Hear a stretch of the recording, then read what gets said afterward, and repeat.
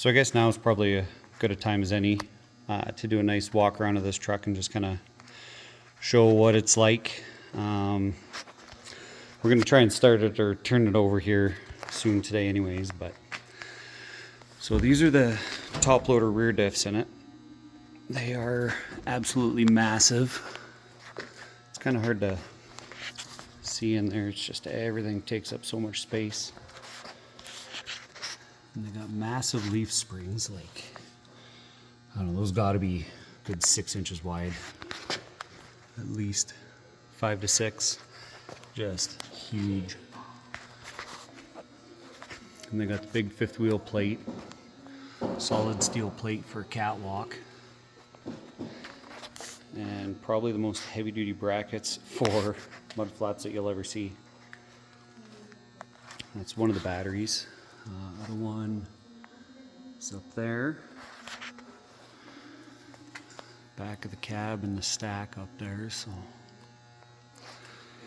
got the hood off. It's in really rough shape. So I might just try and rebuild that right from scratch. But we'll see. And this tank here, I think it's an air tank. I don't really see any hoses or anything that go to it. It has, I don't know what that's for, some sort of block. I don't know if it's like an air controlled valve or what it is. And it looks like it's got a pressure blow off valve on the back here. So I don't know. There's no plugs in this, so I'm guessing those were air lines coming in and out of it and they just kind of quit using it. Because it's got like 4 air gauges inside. Lots of clearance between the cab, transmission, frame, all that kind of stuff. Air filter, that was one of the, well, the main culprit for why this motor's locked up.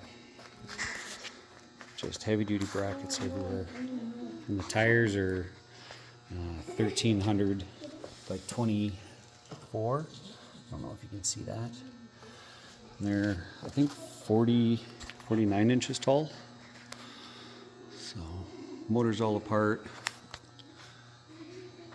Turbo compressor wheels off. I ended up chipping a couple fins, but that thing's toast anyways. So, other than that, though, the motor doesn't seem to be leaking too much. But it's also been sitting for quite a while. I recently talked to the guy I bought it from, and he said they had it turning over about 3 years ago. So hopefully I can get it to turn over again. I've had a diesel fuel and ATF mix sitting in the cylinders for just about a week. So I'll see if that loosens everything up. And here's a look at the front diff and steering. So you got looks like a steering box there. Massive front diff. And another steering box there. I pulled the tags, the numbers on the tags on the diffs, and got a hold of a company in Canada here, and they got me all the build specs of these differentials. So I looked into that a little bit, and just the brake drums are over $3,000 each. So hopefully I don't need any of that, because there's no way I can afford to even put brakes on this thing.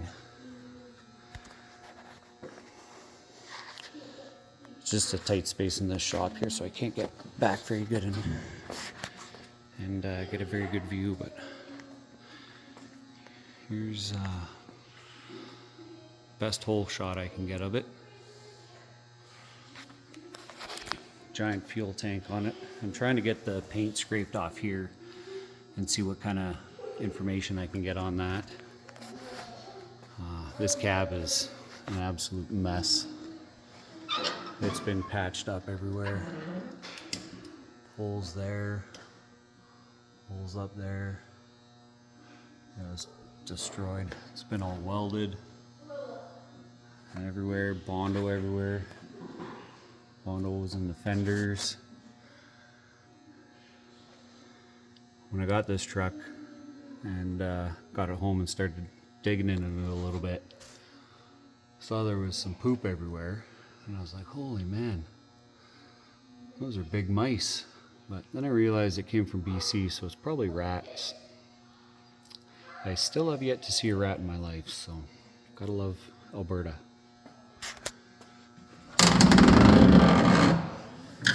That's where the other battery is. You can see all this Bondo work on the back of the cab. More rotten. Just done.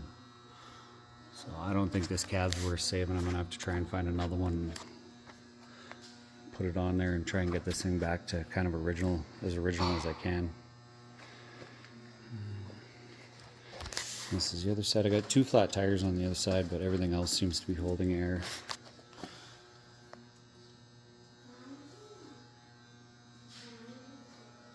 Yeah, it's definitely heavy duty. Like, you look at that plate steel there, and well, that's at least 3/4 inch thick. Just huge. I'll get underneath and show you what it looks like under there.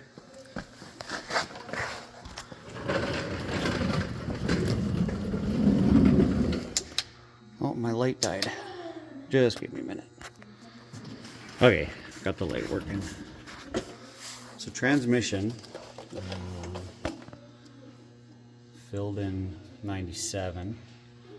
Looks like February 11th.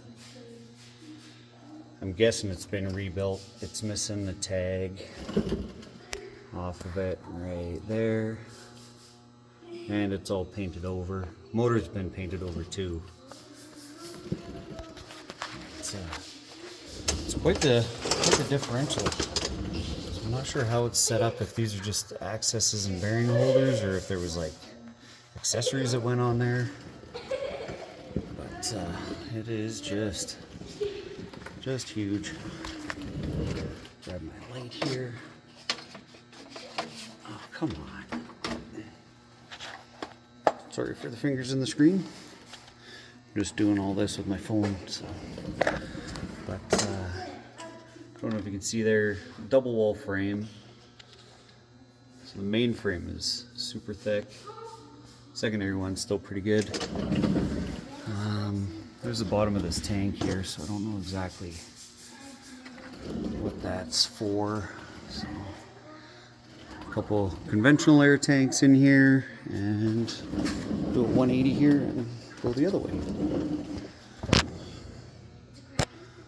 So, short drive shaft right to the transfer case. I'm guessing that's the air locker for rear wheel drive or 6-wheel drive. I have no idea if these have any kind of posi on them or what they have, so, or any kind of limited slip or diff locks or anything like that. I don't think they have diff locks, but I'll have to get this thing aired up one of these days and figure it out. So it's big cross members, more airlines capped off, and yeah, there's the top of the diff and carrier section where it all goes in. Big strut rods going to the front and the back.